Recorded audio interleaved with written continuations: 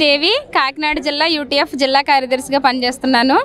గత ప్రభుత్వ హయాంలో కూడా ఇలాంటి ధర్నాలు చాలా చేస్తే ఇప్పుడు ప్రజెంట్ అధికార పార్టీలో ఉన్నటువంటి ప్రభుత్వాలు ఏమనేవంటే చిన్నపిల్లల మధ్య పాఠాలు చెప్పుకుంటూ ఎంతో హాయిగా గడపాల్సినటువంటి ఉపాధ్యాయులు రోడ్డుకి ఎక్కారు.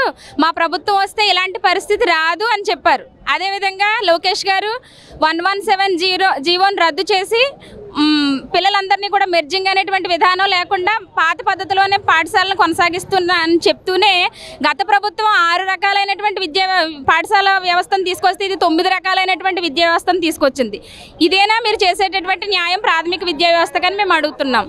అదేవిధంగా ఇప్పుడు ప్రిఫరెన్షియల్ కేటగిరీలో ఉన్న వాళ్ళు ఇద్దరు ఉన్న చోట కోరుకోకూడదట, ఒక ప్రిఫరెన్షియల్ ఉన్న వాళ్ళ చోట కోరుకోకూడదట, 3 పోస్టులు ఉన్నా కూడా కోరుకోకూడదంట. వాళ్ళు అనేక రకాలైనటువంటి అనారోగ్యాలతో ఇబ్బందులతో ఎన్నో బాధలు పడుతూ హాస్పిటాలిటీ అందుబాటులో ఉన్నటువంటి ప్రాంతాల్లో వాళ్ళు నివసించే విధంగా వాళ్ళకి ప్రిఫరెన్షియల్ కేటగిరీ అనేది ఈ ప్రభుత్వం కాదు, గత ప్రభుత్వాలన్నీ కూడా వాటిని ఆమోదించి వాళ్ళకి ఇవ్వడం జరిగింది.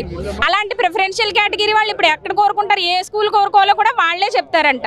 అంటే మనం ఏ పాఠం చెప్పాలి, ఎలా చెప్పాలి అదే అనేటువంటిది ఇన్నాళ్ళు వాళ్ళు మన మీద పెత్తనం చలాయించదే కాకుండా మనం ఏ స్కూల్లో ప్లేసెస్ కోరుకోవాలనేటువంటి విషయాలు కూడా వాళ్ళే చెప్తారట.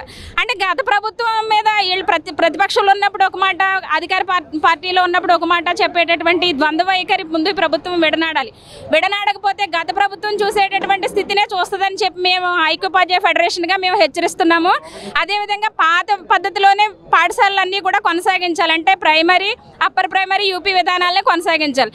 ఎంత ఉద్యోగ స్థాయి నుంచి, ఎంత చిన్న ఉద్యోగ స్థాయి నుంచి అన్నా కోరుకునేది ఏంటంటే ఎప్పటికప్పటికి ప్రమోషన్ వస్తుంది, మేము ఇంకా కొంచెం ఉన్నత స్థితికి వెళ్తామని ఉద్యోగస్తులందరూ కూడా ఆశిస్తూ ఉంటారు. అలాంటిది ఎస్జిటి రాయడానికి బీఈడి చేసినటువంటి అభ్యర్థులకి అర్హత లేదు, ఎస్జిటి ఎగ్జామ్ డిఎస్సి రాయడానికి అర్హత లేదు అని చెప్తూనే అదే స్కూల్లో ప్రైమరీ హై స్కూల్ హెచ్ఎంస్గా పనిచేయడానికి స్కూల్ అసిస్టెంట్లు నియమించడం ఎంతవరకు న్యాయమని మేము ఐక్యోపాధ్యాయ ఫెడరేషన్గా మేము డిమాండ్ చేస్తున్నాం. కాబట్టి మా డిమాండ్లు నెరవేర్చడానికి మాకు రావాల్సిన రాయితీలు, మాకు రావాల్సినటువంటి ఏరియర్స్ ఇచ్చే ఉద్దేశం మీకు ఉందో లేదో అడగడానికి మాకు కూడా సిగ్గు అవుతుంది. ఎందుకంటే ఎన్ని కావాలో ఎన్ని వస్తాయి అనేది మాకు కూడా తెలియనటువంటి పరిస్థితుల్లో ఉన్నాం. కానీ ఇది మీకు ఖర్చుతో కూడినటువంటి విషయం. ఇలాంటివి చర్చల ద్వారా ఉపాధ్యాయులు ఏం ఆశిస్తున్నారు, వాళ్ళకి కావాల్సింది ఏంటి అనేటువంటి మీరు ఆలోచన చేసి మీరు పరిష్కరించాలని ఐక్యోపాధ్యాయ ఫెడరేషన్గా మేము డిమాండ్ చేస్తున్నాం.